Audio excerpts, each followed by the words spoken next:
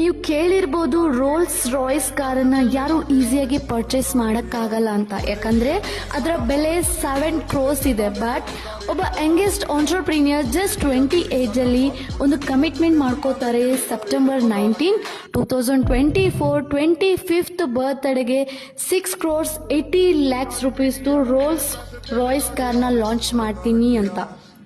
ಅದು September 18 midnight 2024 ಅಲ್ಲಿ launch ಆಗುತ್ತೆ.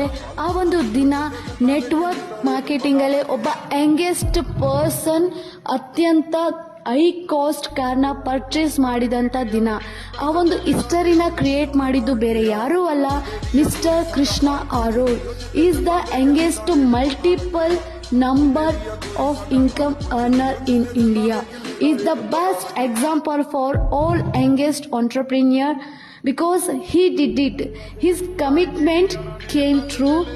This is small commitment to him. ಇನ್ನು ದೊಡ್ಡ ಅಚೀವ್ಮೆಂಟ್ ಮಾಡೋದು ಬಾಕಿ ಇದೆ.